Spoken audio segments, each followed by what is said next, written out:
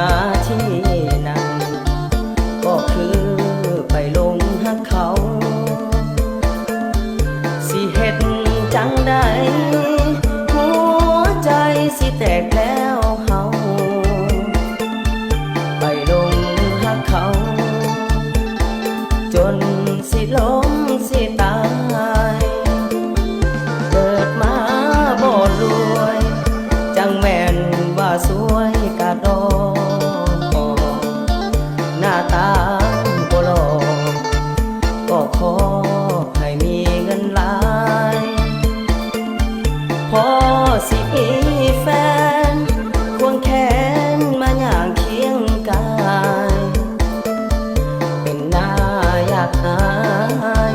อยากนายเดชีวิตตนเกิ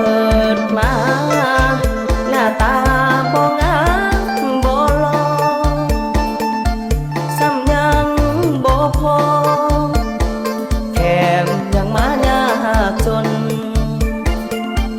ไปลงหักเขาผู้สาวเขาก็บ่สนย้อนเฮามันจนจึงต้องทำใจเกิดมาบ่รอ